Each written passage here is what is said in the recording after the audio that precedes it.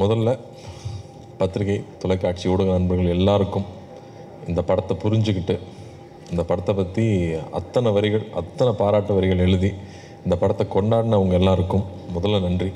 அதே சமயத்தில் உலகத்தில் எங்கேருந்தோ சின்ன சின்ன ஒரு மூலைகள் இருந்து இந்த படத்தை பற்றி இந்த படத்தை ரசித்து இந்த படம் என்ன தாக்கத்தை அவங்க மேலே ஏற்படுத்தியிருக்குன்னு தொடர்ந்து ஒரு மீம்ஸாகவும் பதிவுகளாகவும் ரீல்ஸாகவும் போட்டுகிட்டே இருக்கிற தமிழ் சினிமாவின் ரசிகர்கள் உங்கள் எல்லாருக்கும் இந்த தருணத்தில் நான் நன்றி சொல்லிக்கிறேன். தனித்தனியாக நன்றி சொல்ல முடியல. நான் அவ்வளோ பேர் இந்த படத்தை பாராட்டியிருக்கீங்க, புரிஞ்சுக்கிட்டு இருந்திருக்கீங்கிறதுக்கு ரொம்ப நன்றி. இந்த படம் ஒத்துக்கிறதுக்கு மிகப்பெரிய ரீசன் என்னென்னா, இதுக்கு முன்னாடி தமிழ் சினிமாவில் அருமையான படங்களை நமக்கு கொடுத்த முக்கியமான இயக்குநர்களும் நடிகர்களுக்கும் நான் நன்றி சொல்லி ஆகணும். Balachander sir, K Viswanath sir, Balu Mahendra sir, Mahendran sir, Kamal sir, அவங்களாம் நம்ம சின்ன வயசில் அவங்க வந்து வெறும் உறவுகளை வச்சு கதைகள் பண்ணி அதை ரசிக்க வச்சு அதுக்கு தூங்க விடாமல் பண்ணியிருக்காங்க. அந்த மாதிரி படங்கள் நமக்கு கிடைக்காதான்னு ஏங்குறப்போ அப்படி ஒருத்தர் கதை எழுதியிருக்காரு. அந்த கதையை எப்படி மிஸ் பண்ணுறது? எனக்கு மெட்ராஸ் வெற்றி விழாவில் வந்து பத்திரிகையில் இருக்கிற எல்லாரும் நான் சந்திச்சப்போ ஞாபகம் இருக்குது. நல்ல படங்களாக தேர்ந்தெடுத்து பண்ணுங்கள், நீங்கள் பருத்தி வீரனில் ஸ்டார்ட் பண்ணியிருக்கீங்க, நீங்கள் பொழுதுபோக்கு படம் பண்ணுங்கள், ஆனால் நல்ல படங்கள் தேர்ந்து பண்ணீங்கன்னு எனக்கு சொல்லியிருந்தீங்க. நான் மறக்கவே மாட்டேன். அதுலேருந்து நான் என்னுடைய பாதையும் நான் தேர்ந்தெடுத்த படங்களும் உங்களுக்கு தெரியும். இந்த படம் வரும்போதும் இந்த படம் பண்ண வேண்டிய படம் இது வந்து இந்த படம் எவ்வளோ ஒரு உரையாடல்களை உருவாக்கியிருக்கு, எத்தனை பேர் ரிஃப்ளெக்ட் பண்ண வச்சுருக்கு. ஒரு கலைப்படைப்புக்கும் நல்ல கலைப்படைப்புக்கும் முதல் விஷயமே இந்த உரையாடலை ஏற்படுத்துறது, ஒரு விவாதத்தை ஏற்படுத்துறது தான். அப்படி அவ்வளோ விஷயங்களை வந்து இந்த படம் பேச வச்சுருக்குங்கிறதுக்கு இந்த படத்துடைய வெற்றிக்கூட மிகப்பெரிய முக்கியமான ரீசன். அப்படி சினிமாங்கிறது பொழுதுபோக்கு மட்டும் இல்லை, எல்லா கலை அம்சத்தையும் சேர்ந்த ஒரு கலைப்படைப்புன்னு காமிச்சிக்கிறதுக்கு எப்போ தான் நல்ல படங்கள் அமையும். அப்படி ஒரு படமாக தான் நான் பார்க்குறேன். அதே சமயத்தில் இன்றைக்கி ஒரு 30லேருந்து அபவ் இருக்கிறவங்க, வாழ்க்கையில் கொஞ்சமாவது கஷ்டத்தை பார்த்தவங்க, அவங்க எல்லாருக்கும் இந்த படம் நிச்சயம் புரியும்னு நம்பினேன். அண்டு இன்றைக்கி இருக்கிற ஒரு மன ஓட்டம் இருக்கு இல்லையா, ஒரு செகண்ட் வேர்ல்டு வாருக்கு அப்புறமா ஒரு சமுதாயம் வளர்ந்துருக்கும், அவங்களோட எண்ண ஓட்டங்கள் வேறையாக இருந்திருக்கும். அதுக்கப்புறமா இருந்தவங்களோட எண்ண ஓட்டங்கள் இருக்குல்ல, நம்ம வந்து ஒரு தொழிலுக்காக வந்து சிட்டிக்கு வந்துட்டோம், அதுக்கப்புறம் பார்த்தா சொந்தங்களை விட்டு போயிடுறோம், நம்மளுடைய கலாச்சாரத்தை விட்டு போயிடுறோம், நம்மளுடைய சரித்திரத்தை மறந்துடுறோம் அப்படின்னு நிறையா விஷயங்கள் நம்ம மனசில் ரொம்ப ஆழமாக ஓடிக்கிட்டு இருக்கும். அது எல்லாத்தையும் எடுத்து கண்ணு முன்னாடி நிற்க வச்ச மாதிரி இந்த கதை இருந்துச்சு. அப்போ இந்த கதையை பண்ணிடணும் அப்படின்னு தோணுச்சு. அதே ரியாக்ஷன் எல்லாருக்கிட்டையும் இருக்குங்கிறது எனக்கு ரொம்ப சந்தோஷமாக இருக்குது. அது அன்பை விதைச்சிட்டோம்னா போதும்னு, அன்பு எல்லாருக்குள்ளேயும் இருக்குது, அதை வெளில கொண்டு வந்தால் போதும். இது ஒரு ஃபேஷனபிளான விஷயம் கிடையாது. இன்றைக்கி வந்து கான்ட்ரவர்சி தான் எல்லாரும் அதிகமாக பார்ப்பாங்கன்னு கான்ட்ரவர்சிக்கு வேண்டி போயிட்டு இருந்தாலும், முன்ன பின்ன தெரியாத ஒருத்தருக்கு ஒரு செஞ்ச உதவி ஒரு சின்ன வீடியோவாக வந்து அதனோட யூஸ் தான் இங்கே ரொம்ப அதிகமாக இருக்குது. ஸோ அதை எடுத்துகிட்டு வந்து ஒரு கதையாக எழுதியிருக்காரு. அதை எப்படியாவது பண்ணிடணும்னு ஆசைப்பட்டோம். அப்போ 2D கொண்டு போய் கொடுத்தோம்னா தான் இந்த முழுமையாக எந்த ஒரு டிஸ்டர்பன்ஸ் இல்லாமல் அழகாக வந்து சேரும்னு நம்பணும். அதுக்கேற்ற மாதிரி வந்து ராஜாக்கும் Karthiyanan team managers Senthil sir இவங்க எல்லாருக்கும் வந்து பெரிய நன்றி சொல்லணும். ஏன்னா அப்படி கவனிச்சிட்டாங்க. எல்லாமே நைட் ஷூட்டு கூடயே இருந்து எந்த ஒரு இடையூறும் இல்லாமல் அந்த ஷூட்டிங் கண்டினியூஸாக வந்து முடிஞ்சதுக்கு அந்த ப்ரொடக்ஷனுக்கு ஒரு பெரிய நன்றி சொல்லணும். அதுக்கப்புறம் வந்து ஒவ்வொரு டெக்னீஷியன்ஸும் 96ங்கிற ஒரு படத்தில் ஏற்கனவே எல்லாருமே ப்ரூவ் பண்ணிட்டாங்க, எல்லாரும் அவங்களோட ரசிகர்களாக இருக்கிறோம். ஆனால் திரும்ப அதே டீம் இன்னொரு படம் எடுக்கிறாங்கன்றப்போ அவங்க எல்லாரும் ஒரு குடும்பமாக உட்காந்து அதை ஓனர்ஷிப் எடுத்துக்கிட்டு ஒவ்வொரு டிபார்ட்மெண்ட்டும், நான் ஒவ்வொரு டிபார்ட்மெண்ட்டாக சொல்லணும்னா எடிட்டிங் எடுத்துட்டோம்னா எங்கே எடிட் பண்ணியிருக்காங்கன்னே தெரியாத அளவுக்கு அவ்வளோ ஸ்மூத்தாக கொண்டு போகிறது வந்து அவ்வளோ ஈஸியாக இல்லை. அந்த உரையாடலுக்கும் கற்பனைகளாக இருக்கிற அந்த பழைய கால காட்சிகளுக்கும் ஜம்பே இல்லாமல் அவ்வளோ ஸ்மூத்தாக கொண்டு போனது கோவிந்த் வசந்தாவோட இசை. மாடை பார்க்கும்போது அது என்னமோ ஒரு தெய்வம் மாதிரி தெரியுது நம்ம கண்ணுக்கு. ஒரு சைக்கிள் பார்க்குறப்போ அது விலை மதிப்பில்லாத ஒரு பழைய சைக்கிளுக்கு வந்து அவ்வளோ ஒரு வேல்யூ இருக்குங்கிறது. என் கசின் சொல்கிறான், அந்த படம் பார்த்துட்டு ஒரே ஒரு நாள் அண்ணா கூப்பிட்டு நீ வந்துடுறா பார்த்துக்கலான்னு சொன்னார். நான் ரியலைஸ் பண்ணதே இல்லை அந்த மோமெண்ட்டை, எப்போ என் வாழ்க்கை மாறுச்சு நான் ரியலைஸ் பண்ணவே இல்லை. ஆனால் அந்த ஒரு ஃபோன் கால் என் வாழ்க்கையை மாற்றுச்சு. அப்படி நம்ம யாருக்குமே நம்மளை அறியாமல் பண்ண உதவி அவங்க லைஃபே மாற்ற முடியும்னு சொன்னால் அப்போ தெரிஞ்சு எவ்வளோ உதவி பண்ணலாம் அப்படின்னு அவனுக்கு அவ்வளோ மைண்டில் ஓடிட்டே இருந்துச்சுன்னு சொல்கிறான். அப்படி எல்லாருடைய மனசாட்சியாக எல்லாரையுமே வந்து அந்த படம் கேள்வி கேட்க வச்சுட்ருக்குன்னா அதுக்கு அந்த இசை கொடுக்குற வேல்யூ இருக்கு இல்லையா, அது அவ்வளோ முக்கியமாக நான் பார்த்தேன். கேமரா ஒர்க்காக வந்து மகி எப்போ வேலை செஞ்சாப்புலனே தெரில, தள்ளி தான் இருப்பாப்புல, கிட்டே வரமாட்டாங்க. ஒரு கிட்ட வந்து கேமரா வச்சு இது சினிமான்னு காமிக்கிற மாதிரி ஒரு காட்சி கூட இல்லை, எல்லா இடத்துலையும் தள்ளி இருப்பாங்க. ஏன் பிரதர் இந்த படத்தில் இந்த ட்ராலி ஷாட்டு இந்த ஜிம்மி ஜிப்பு இதெல்லாம் யூஸ் பண்ணவே மாட்டிங்களா அப்படின்னு கேட்டேன். எந்த இடத்துலையும் சினிமான்னு தெரிஞ்சிடக்கூடாதுங்கிறதுக்காக கேமரா தள்ளியே இருக்கும், எங்ககிட்டயே வந்ததே இல்லை. ஒரு நாள் கூட நானும் சாரும் நடிக்கிறப்போ நாங்கள் வந்து நடிச்சிட்டு இருக்கோம் ஒரு உணர்வே இல்லை. நாங்கள் 2 பேர் பேசிகிட்டு இருக்கோம், ரொம்ப நெருக்கமான அவங்ககிட்ட இருக்கிற தான் வந்து நம்மளோட எல்லா விஷயங்களும் பகிர்ந்துக்குவோம். அப்படி எல்லா விஷயம் பகிர்ந்துக்கிறதுக்கான ஒரு ஆப்பர்ச்சுனிட்டி வந்து அந்த கதையில் இருந்திருந்தாலும் அதுக்கான சூழலை வந்து அவ்வளோ ஏற்படுத்தி கொடுத்துருந்தாங்க. லைவ் சவுண்டாக இருக்கிறனால எல்லோரும் பின் ட்ராப் சைலன்ஸில் இருப்பாங்க. அதுக்கு வந்து அசிஸ்டன்ட் டைரக்டர்ஸ்க்கும் அசிஸ்டன்ட் கேமராமேனுக்கும் நன்றி சொல்லணும். அந்த செட்டை அப்படியே வந்து அந்த அமைதியை மெயின்டைன் பண்ணதுக்கு. இல்லாட்டி இந்த படம் பண்ணுறது அவ்வளோ ஈஸி இல்லை.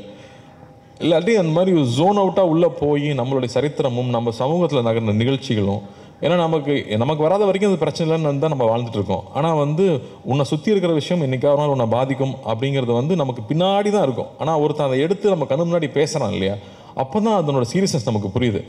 அந்த மாதிரி விஷயங்களை பகிர்ந்துக்கிறது வந்து எனக்கே ஒரு படிப்படியாக இருந்துச்சுன்னு சொல்லலாம். அண்ணா அடிக்கடி சொல்லுவாங்க, லார்ஜ் ஹார்ட்டடாக இரு, உன்னால் எவ்வளோ பெருந்தன்மையாக இருக்க முடியுமோ இரு அப்படின்னு அடிக்கடி சொல்லிகிட்டே இருப்பாங்க. அப்படி பெருந்தன்மையாக இருந்தால் தான் சில முடிவுகள் எடுக்க முடியும், சில தருணங்களில் முக்கியமான முடிவுகள் எடுக்க முடியும். அப்போ தான் எல்லார் மேலேயும் அன்பாக இருக்க முடியும், நம்ம மேலே கோவப்பட்டவங்க மேலேயும் நம்மளால் அன்பாக இருக்க முடியும். அந்த மாதிரியான சூழல் இந்த படம் திருப்பி எனக்கு ஏற்படுத்தி கொடுச்சுன்னு சொல்லலாம். ராஜா சொன்ன மாதிரி நம்ம ஊரில் சொந்தக்காரங்க இருப்பாங்க, சம்மரானா ஊருக்கு நான் போயிடுவேன், அவங்க தகுதிக்கு மீறி நம்மளை கவனிப்பாங்க. அது நம்ம மெட்ராஸ்லேருந்து வர பசங்க, அதனால் இவங்க நல்ல பிஸ்கட் தான் சாப்பிடுவாங்க, ஒரு நல்ல வாழைப்பழம் வாங்கி வைக்கணும்னு அவங்க தகுதிக்கு மீறி கவனிச்சுப்பாங்க. ஆனால் சாப்பிடாம கூட வருவோம், கையில் தொட்டு கூட பார்க்க மாட்டோம். ஆனால் நான் அவங்க சாப்பிட்றமான்னு பார்த்துட்டே இருப்பாங்க. எனக்கு அதெல்லாம் அப்போ நான் நினச்சி பார்க்கவே இல்லை, இப்போ நான் நினச்சி பார்க்குறேன். நம்ம மேலே எந்த எதிர்பார்ப்பும் இல்லாமல் நம்ம மேலே அன்பு காட்டினவங்கள நம்ம வந்து அங்கீகரிக்கிறோமா, அதை திருப்பி கொடுக்குறோமா அப்படின்னு திரும்ப யோசிச்சு பார்க்குறேன். அப்போ அது திரும்ப ஞாபகப்படுத்துது. திரும்ப ஊருக்கு போனால் அவங்க வீட்டுக்கு போய் உட்காந்து ஒரு வாய் சாப்பிட்டு வரணும்னு தோணுது. ஸோ அந்த மாதிரி உணர்வுகள் எல்லாம் வந்து நம்ம இழந்துட்டோமா இல்லை மறந்துட்டோமா, இந்த படம் திரும்பி அதை ஏற்படுத்துது. அப்படி வந்து ஒவ்வொருத்தருக்குள்ளேயும் இருக்க நிறையா நினைவுகளை வெளியில் கொண்டு வருது. அவங்க எழுதி தள்ளுறாங்க, பேஜாக எழுதி தள்ளுறாங்க. ஸோ அது ரொம்ப சந்தோஷமாக இருக்குது, இந்த படத்தை புரிஞ்சுக்கிட்டாங்க அப்படின்னு. சரி, நம்ம மாநிலத்தில் மட்டும்தான் ஓடுதான்னு பார்த்தா ஆந்திராலையும் நல்ல அதே ரெஸ்பான்ஸ் இருக்குது, கேரளாவில் போனாலும் அதே மாதிரி இருக்குது. வெளிநாட்டில் இருக்கிறவங்க இன்னும் பயங்கரமாக கொண்டாடுறாங்க, ஏன்னா அவங்க ரொம்ப தூரத்தில் இருக்காங்கன்றப்போ அவங்களுக்கு அந்த வேல்யூ ஜாஸ்தி தெரியுது. ஸோ இதுக்காக இந்த படம் எடுத்தோம், என்ன சொல்ல முயற்சி பண்ணுமோ அது போய் சேர்ந்துருக்கு. எல்லாரும் ராஜா சொன்ன மாதிரி இந்த படம் கொடுத்ததுக்கு நன்றின்னு சொல்கிறாங்க. அதை விட வேறு என்ன சந்தோஷம் வேணும்? அந்த சந்தோஷத்தை ஏற்படுத்தி கொடுத்தது நீங்கள், அது கொடுத்த அங்கீகாரம் தான். நீங்கள் அந்த படத்தை பாராட்டினதும் அந்த படம் நல்லா இருக்குன்னு சொன்னது தான் அதை முழுமை அடைக்குது. ஸோ பத்திரிகை நண்பர்களுக்கும், நிறைய பேர் நண்பர்களும் சொல்லக்கூடாது, பெரியவங்க, நான் சின்ன வயசில் அங்கிள்னு கூப்பிட்டவங்களாம் இங்கே இருக்காங்க, அவங்களுக்கும் எல்லா ரசிகர்களுக்கும் இந்த படத்தை புரிஞ்சுக்கிட்டு பாராட்டினவங்க எல்லாருக்கும் ரொம்ப நன்றி. அதே மாதிரி வந்து எங்கள் அத்தானை மிஸ் பண்ண முடியாது, அத்தானை கடைசியாக வர்றேன்.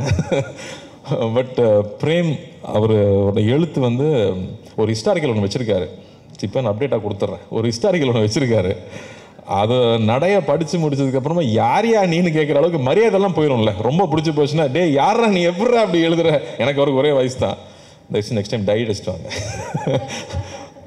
அந்த அளவுக்கு வந்து நம்ம அப்படி ஒரு நடை அவரோட எழுத்தில் இருக்கிறது வந்து பிரமாதமாக இருந்துச்சு. அது எப்போ நீங்கள் எழுதி முடிப்பீங்கன்னு நானும் வெயிட் பண்ணிட்டு இருக்கேன். நமக்கு ரொம்ப கேப் விடாமல் எழுதி முடிங்க. அதே மாதிரி சவுண்ட் டிபார்ட்மெண்ட்டு, அந்த கோயிலேருந்து அந்த பையன் கிளம்பி வரும்போது அந்த யானை மேலே டச் பண்ணுது, அங்கேயே வந்து எல்லோரும் எமோஷனல் ஆகிட்டாங்க. அப்படி வந்து ஒரு ஒரு சரியான ஒரு காட்சியும் சரியான ஒரு இசை மட்டுமே ஒருத்தரை வந்து அள வைக்க முடியுமா அப்படிங்கிறது வந்து மறுபடியும் எனக்கு ஒரு லெசனாகவே இருந்துச்சு இந்த படத்தில். அது என்னால் ஃபஸ்ட்டு உணர முடியல, தியேட்டரில் பார்க்குறப்போ தான் நான் அதை உணர்றேன். ஸோ அப்படி வந்து நுணுக்கி ஒவ்வொரு டெக்னீஷியன்ஸும் இந்த படத்தில் வேலை செஞ்சதோட அருமை நமக்கு தெரியுது. வெகு சில பாடல்கள் தான் வந்து நமக்குள்ளே போய் நம்மளை வந்து பாட வைக்கும், நமக்குள்ளே போய் நம்மளை செய்ய வைக்கும். அந்த மாதிரி இந்த படத்தில் இருக்கிற பாடல்கள் நான் கேட்டே இருப்பேன். ஏங்க இந்த படத்தில் வந்து 96 மாதிரி ஹிட் சாங்லாம் இல்லையா? ஆமாம் பிரதர், இந்த படத்தில் லவ் சாங்கெல்லாம் போட முடியாது அப்படின்னு சொல்லிட்டாரு முதல்லையே. ஆனால் இதில் இருக்கிற சுச்சுவேஷனுக்கு சாங்ஸ் இருக்கிறது இருக்கு இல்லையா, அது அவ்வளோ அழகு. வந்து இந்த போகிறேன் நான் போகிறேங்கிற சாங்கும், யாரவன்கிற அந்த சாங்கும், கமல் சாரோட வாய்ஸ் வரும்போது, கமல் சாருக்கு எத்தனை நன்றி சொன்னாலும் பத்தாது. அவருக்கு வந்து இந்த படத்தில் அண்ணாக்காக தான் நிச்சயம் பாடி கொடுத்துருக்காரு. ஆனால் அண்ணாக்காக வந்து அவர் முடிக்கும் போதும் பாடும்போதும் நாங்கள் இருந்த அந்த உணர்வு இருக்கு இல்லையா, அவ்வளோ பேருக்கு வந்து அது எல்லாரும் சொல்கிறாங்களே, அந்த யாரோ வந்து என்னை ரொம்ப நெருங்கினவனை கட்டி பிடிச்சிக்கிட்ட மாதிரி இருக்குது இந்த படம் பார்த்ததுக்கப்புறமா. அதில் இலகி தான் நான் சிரிக்கிறேன் அழுகிறேன்னு சொன்னாங்க. அது கமல் சாரோட வாய்ஸ் ஒரு மிகப்பெரிய ஒரு காரணம், அவருக்கும் நன்றி சொல்லணும். அதுமாதிரி எழுத்தாளர்கள் வந்து அந்த வரிகள் இருக்கு இல்லையா, மழை நீரில் கரைந்தே போவதில்லை, மலை என்றும் மலைதானே அப்படின்னு வந்து கமல் சார் பாடும்போது, ஐயோ இதெல்லாம் சின்ன வயசுல தான் இந்த மாதிரி நம்ம உணர்ந்துருக்கோம்ல அப்படின்னு அந்த மாதிரியான உணர்ச்சிகள். அது நம்ம வந்து நிறையா நாள் சினிமாலேயே இருந்திருக்கோம், அது சினிமாவை வந்து ஜட்ஜ் பண்ணிக்கிட்டே இருக்கோம், அதில் கரெக்ஷன் சொல்லிக்கிட்டே இருக்கோம். அப்படி இல்லாமல் அப்படியே நம்ம படத்தை நம்ம ரசிக்க முடியுது. நான் ரொம்ப செல்ஃப் கிரிட்டிக்கல் நான், பட் அதை தாண்டி நம்மளால் ரசிக்க முடியுது அப்படிங்கிறது ரொம்ப இதமாக இருந்துச்சு இந்த படம் ஒர்க் பண்ணும்போதும் படம் பார்க்கும்போதும். அத்தான் மேட்டருக்கு வந்தால் வந்து என்ன சார் சொல்லட்டுமா வேணாமா சார்? நீ ரொம்ப பேசுவ அப்படின்னாரு முதல்ல. வேறு வழியில் சார் அந்த படத்துக்கெல்லாம் பேசி தான் ஆகணும். ஏன்னா வந்து அந்த ஃபோன் கான்வர்சேஷன் பற்றி தான் நான் முக்கியமாக சொல்லணும்னு நினச்சேன். ஏன்னா அப்போ தான் நான் ஷூட்டிங் இல்லை, மற்ற நாள்லாம் கூடயே தான் இருந்திருக்கேன். அப்போ தான் நான் தொல்லை பண்ணுறதுக்கு பக்கத்தில் இல்லாததுனால அந்த காட்சிகள் நான் ஸ்க்ரீனில் பார்க்கும்போது அப்படி இருந்துச்சு. இங்கே எல்லோரும் சொல்லிட்டு இருந்தாங்க, ஒரு ட்ரூ கலர் போட்டால் நம்பரை கண்டுபிடிச்சிடலாமே. நம்பர் கண்டுபிடிக்கிறது இந்த கதை கிடையாது, அது கிடையாது. என் மேலே இவ்வளோ அன்பாக இருக்கான், எனக்கு அவனை தெரியல, அதை நான் மறைச்சிருந்திருக்கேன். அப்போ நான் எவ்வளோ ஒரு தப்பானவன், நான் எவ்வளோ வந்து எனக்கு வந்து நான் ஒரு தப்பு செஞ்சுருக்கேன். அந்த தப்பை நான் அவங்ககிட்ட சொல்லி மன்னிப்பு கேட்கணும்னு நினைக்கிறது தான் இதில் அந்த இருக்கிற அந்த ஒரு பெரிய விஷயமா நான் பார்க்குறேன். டக்குன்னு நம்பர் தெரிஞ்சுட்டேன், எனக்கு தெரியுண்டா அப்படின்னு சொல்கிறது கிடையாது. நான் மன்னிச்சிரு, நான் தப்பு பண்ணிட்டேன், நான் மோசமானவன், எனக்கு உன்னை தெரியல அப்படின்னு சொல்கிறது ஒரு உண்மை இருக்கு இல்லையா, அது அந்த கண்ணில் பார்த்தேன். அந்த ஒவ்வொரு வார்த்தை சொல்லும் போதும் பார்த்தேன். அது வந்து பிரமாதமாக இருந்துச்சு. சார்கிட்ட நான் சொன்னேன், சார் சான்ஸே இல்லை சார், அடாப்பாப்பா அப்படின்ட்டார் ஒரே செகண்டில். ஆனால் அது வந்து அந்த உண்மை இருக்குல்ல, அவ்வளோ நேர்மையாக இருந்தால் தான் அதை சொல்ல முடியும்னு எனக்கு தோணுச்சு. அப்படி அவர் சொன்ன விஷயம் இருக்கு இல்லையா, அது எவ்வளோ பேருக்கு புரிஞ்சுதுன்னு தெரியல. அது வந்து ரொம்ப ஈஸி இல்லை, எனக்கு கண்டுபிடிச்ச நம்பர் யாராவது கேட்டு சொல்கிறது இல்லை, எனக்கு ஒன்று தெரியல, நான் அதுக்கு அசிங்கப்படுறேன் அப்படின்னு சொல்லிட்டு சொல்கிற அந்த நேர்மை வந்து அவர் கண்ணில் அப்படியே இருந்துச்சு. அதுக்கப்புறமா பேச பேச டே தாங்க முடியலடா சொல்லி தோடாங்கிறப்போ அந்த உரிமையே இருந்துச்சு. அதான் சொல்லிட்டு இருந்தாங்க, போட்டி போட்டு நடிச்சிருக்காங்க 2 பேரும். போட்டியெல்லாம் போடலை, அது வந்து அவ்வளோ சந்தோஷமாக நான் என்ஜாய் பண்ணி 2 பேரும் சேர்ந்து ஒவ்வொரு நாளும் பேசி பேசி ரசித்து ஒர்க் பண்ணோம். ஸோ வந்து அதுக்கு சாருக்கெலாம் தேங்க்லாம் சொல்லிட முடியாது, அடிக்கடி போய் தொலை பண்ணிகிட்டே தான் இருப்போம் நாங்கள் தொடர்ந்து. பட் ரொம்ப அருமையாக இருந்துச்சு சார், நான் அவ்வளோ ரசித்து பார்த்தேன் அந்த காட்சிகளை. அதே மாதிரி இவன் யாருன்னு தெரியாமல் இருக்கும்போது ஒரு விஷயம் இருக்கும், அது புக்கில் கூட அவர் அப்படி எழுதலை, உங்களுக்கு அந்த கிரெடிட் கிடையாது. அருள்மொழியை வந்து நீங்கள் அப்படி எழுதலை, அதை எங்கள் அத்தான்னா அப்படி ஆக்கியிருக்காரு. அதை வந்து பல மடங்கு மேலே எடுத்துகிட்டு போனது வந்து எங்கள் அத்தான் தான். அவ்வளோ பியூட்டிஃபுல்லாக அதை லேயர் லேயராக புரிஞ்சுக்கிட்டு இந்த கேரக்டர் எப்படி இருக்கணும். அவர் வந்து ஒரு சர்ஃபேஸ் லெவலில் அவன் வந்து ஒரு மரம் மாதிரி தான் எழுதியிருந்தார். எல்லா உணர்ச்சிகளும் அற்றுப்போன ஒரு மரம் மாதிரி தான் அந்த கதாபாத்திரத்தை எழுதியிருந்தார். அப்படி இல்லாமல் அது உணர்ச்சி பூர்வமாக வந்து அது ஃபஸ்ட்டு எப்போ ஓப்பன் ஆச்சுன்னு எனக்கு ஞாபகம் இருக்குது. யார் ஃபஸ்ட்டு குளிச்சுட்டு வராங்கன்னு பார்ப்போமா அப்படின்னாரு. நான் ஃபஸ்ட்டு ஆடி போயிட்டேன், இப்படி இல்லையே, அப்படி எழுதலையே அப்படின்னு. அப்போ தான் வந்து திரும்ப எனக்கு நாங்கள் ஊருக்கு போனால் எப்படி இருப்போமோ, அப்போ வந்து எப்படி ஒருத்தன் இலகுறான் அப்படிங்கிறத வந்து அவர் மைண்டில் வச்சுக்கிட்டு ஸ்டேஜ் பை ஸ்டேஜ் அவர் கொஞ்சம் கொஞ்சமாக அதுலேருந்து வெளியே வந்திருப்பார். இல்லை நான் சொல்லி தான் ஆவேன், முடியாது, இவ்வளோ பேர் இருக்காங்களே, நான் சொல்லி தான் ஆகணும், வேற எப்போ சொல்கிறது. ஸோ பியூட்டிஃபுல்லாக பண்ணியிருந்தீங்க sir, love you sir. And இந்த தருணத்தில் எனக்கு இவ்வளோ நேரம் டைம் கொடுத்து பேச அனுமதிச்சேன் உங்களுக்கும் ரொம்ப ரொம்ப ரொம்ப நன்றி. நிறையா மிஸ் பண்ணுறேன்னா அப்படின்னு யோசிக்கிறேன். சக்தி இன்னொரு பேச்சாளர் எங்களுக்கு ரெடி ஆகிட்டார் இண்டஸ்ட்ரிக்கு. ரொம்ப அழகாக சொன்னீங்க, டைரக்டர் பற்றி அவ்வளோ அழகாக சொன்னீங்க. எப்படி வந்து நிறையா மூட்டை கட்டி வச்சிட்டோம்னா அதில் வந்து அரிசியும் உமியும் சேர்ந்துருந்தால் அதுக்கு வேல்யூ இல்லை, அரிசி மட்டும் இருந்தால் தான் வேல்யூ. அப்போ எத்தனை மூட்டைங்கிறது கணக்கு இல்லை, மூட்டை மட்டும் அரிசி இருக்கா, அது உணவாகுமாங்கிறது தான் முக்கியம். அதனால் கம்மியான படங்கள் பண்ணாலும் நல்ல படங்களாக பண்ணுவார் நிச்சயமாக அவர். பட் அது ரொம்ப அழகாக எடுத்து சொல்லியிருந்தீங்க. ஸோ நன்றி. அண்ட் அனைவருக்கும், அசிஸ்டன்ட் டைரக்டர்ஸ்க்கு, படத்தை வேலை செஞ்ச அனைவருக்கும், அந்த மாடுலேருந்து அந்த பாம்புலேருந்து அந்த சைக்கிள்லேருந்து அந்த செருப்பு வரைக்கும் நன்றி நன்றி நன்றி. இந்த ஒரு சந்தோஷத்தை கொடுத்ததுக்கு, இந்த பெருமையை கொடுத்ததுக்கு மறுபடியும் அண்ணாவுக்கும் நான் நன்றி சொல்லிக்கிறேன். அடிக்கடி வந்து நான் சொல்லிகிட்டே இருப்பாங்க, இந்த படத்தை பற்றி இந்த மாதிரி திரும்ப அடிக்கடி படம் பண்ண முடியாது, ஃபர்ஸ்ட் பி ப்ரௌட் அப்படின்னு சொல்லிட்டே இருந்தாங்க. அன்னி முந்தனே தான் படம் பார்த்தாங்க. ஒரு ப்ரொடியூசராக பொறுப்பாக ரிலீஸ்க்கு முன்னாடி படம் பார்க்க வேண்டாம், படம் பார்த்ததுக்கு அப்புறமா இப்போ தான் அன்னி கூப்பிட்டு ஐம் ஸோ ப்ரௌட் கார்த்தி, இந்த மாதிரி படம் அடிக்கடி பண்ணு. இங்கே வியாபாரம் ஒரு பக்கம் இருக்குது, ஆனால் இங்கே இன்னொன்று வந்து மக்களுக்கும் நமக்கும் நெருக்கமாக இருக்கிற படங்கள் வந்துகிட்டே இருக்கணும்னு சொன்னாங்க. ஸோ அதெல்லாம் பெரிய கான்ஃபிடன்ஸ் கொடுக்குது. ஸோ நன்றி என்னுடைய 2 ப்ரொடியூசர்களுக்கும் ரொம்ப ரொம்ப நன்றி. தேங்க்யூ. எல்லாருக்கும் வணக்கம். நான் படம் ரிலீஸ் ஆகிறதுக்கு முன்னாடி ஆடியோ ஃபங்க்ஷனில் அண்ட் சில இன்டர்வியூஸில் அண்ட் பர்சனலாக மீட் பண்ணும்போது எங்கள் டீம் எல்லாருக்கும் பர்சனலாக தேங்க்யூ சொல்லியிருக்கேன். அண்ட் திருப்பி அதை ரிப்பீட் பண்ண வேணான்னு பார்க்குறேன் எல்லாருக்கும். Thank you everybody. It is a pleasure working with all of you and it is one of the most memorable films that I have worked with. So each and every one of you thank you so much. Release ஆகும்போது இந்த படம் release ஆகும்போது நான் இங்கே இல்லை, கொஞ்சம் promotions முடிச்சுட்டு நான் வெளிநாடு போக வேண்டியிருந்துச்சு. ஸோ போயிட்டு நேற்று தான் வந்தேன். ஸோ படம் ரிலீஸ் ஆனதுக்கப்புறம் ரிலீஸ் ஆகிறதுக்கு Sakthi sir and your team ரொம்ப அழகாக பண்ணி கொடுத்தீங்க. So thank you very much. அதுக்கப்புறம் நான் வெளிநாட்டில் இருக்கும்போது என்னோடய கனெக்ஷன் ஆஃப்கோர்ஸ் கார்த்தியோட அண்ட் பிரேம் சரோட அண்ட் ராஜசேகர் சரோட எல்லாம் ஃபோனில் பேசி கேட்டுக்குவேன் எப்படி எல்லாம் போயிட்டுருக்கேன் நல்லா போயிட்டுருக்கேன்னு. பட் மோஸ்ட் இம்பார்ட்டண்ட்லி நான் வந்து உங்கள் ரிவ்யூஸ் எல்லாம் படிக்க ஒரு வாய்ப்பு கிடச்சிது. And thank you very much. என் நடிப்பை அப்ரிஷியேட் பண்ணீங்க, அதுக்கு மட்டும் இல்லை, பட் அதுக்கு ரொம்ப நன்றி. கார்த்தியை எவ்வளோ அப்ரிஷியேட் பண்ணீங்க, அது எனக்கு ஆக்சுவலாக எனக்கு பெருமையாக இருந்துச்சு. தவிர அண்ட் கூட நடித்தவங்க எல்லாம் அவங்கள அப்ரிஷியேட் பண்ணீங்க, அது எனக்கு இன்னும் சந்தோஷம் கொடுத்துச்சு. அண்ட் எங்கள் team, technical team, director sir, DOP அவங்க டீம், அண்ட் ஃபில்மையே நீங்கள் அப்ரிஷியேட் பண்ணும்போது that gives me the greatest happiness. நாங்கள் என்ன பண்ண, நானும் சரி கார்த்தியும் சரி, நாங்கள்லாம் ஒரு எஃபர்ட் எடுத்து எங்களுக்கு தெரிஞ்சதை பண்ணுவோம்.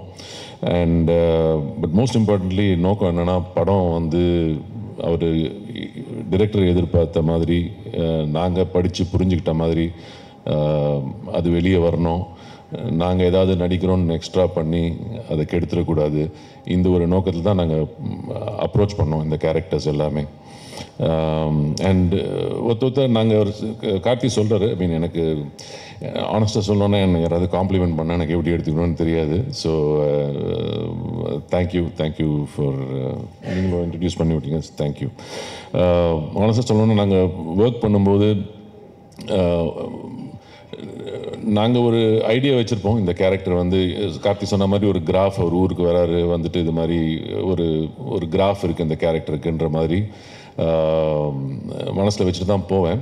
பட் ஆனால் நம்ம கூட இருக்கிற நடிகர்கள் வந்து நடிக்கும்போது அது ஒருத்தரை நம்ம வந்து அப்சர்வ் பண்ணி அதை வந்து இந்த சீனுக்கு வந்து என்ன தேவைப்படும், இதை நம்ம கம்மி பண்ணிக்கணும், இல்லை இதை நம்ம காம்ப்ளிமெண்ட் பண்ணணும், அது மாதிரி ஒரு டீம் ஒர்க்காக தான் ஒர்க் பண்ணுறேன். நான் வந்து எப்போவுமே யார்கிட்டையும் கம்பீட் பண்ணுறதுக்காக நான் ஒர்க் பண்ணல. உங்களுக்கே தெரியும், நான் அவ்வளோ படம்லாம் பண்ணுறதில்ல, நான் காம்படிஷன்லேயே இல்லை, ரேஸ்லேயே இல்லை. நான் வந்து ஒர்க் என்ஜாய் பண்ணுறதுக்காக நான் பண்ணுறேன். அண்ட் இது மாதிரி ஒரு என்வாயரன்மெண்ட்டில் வந்து ஒர்க் பண்ணுறது வந்து நிஜமாகவே என் லைஃப்பில் ஒரு வெரி மெமரபிள் எக்ஸ்பீரியன்ஸ்.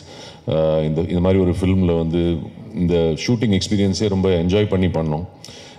அது தவிர இந்த ஆடியன்ஸ் வந்து இதை கொண்டாடும் போது இன்னும் ரொம்ப சந்தோஷமாக இருக்குது. அண்டு அவங்க எல்லாத்துக்கும் நீங்கள் வந்து இதை வந்து ஒரு அழகான ஒரு ரிவ்யூ கொடுத்து எடுத்துகிட்டு போய் நிறைய டீட்டெயில்டாக எழுதியிருந்தீங்க நிறைய பேர். ஸோ அந்த அட்டென்ஷன் டு டீட்டெயிலுக்காக ஒரு பெரிய தேங்க்யூ. அண்ட் இது வந்து ஒரு தேங்க்யூ மீட் தான். So thank you everybody. Thanks a lot.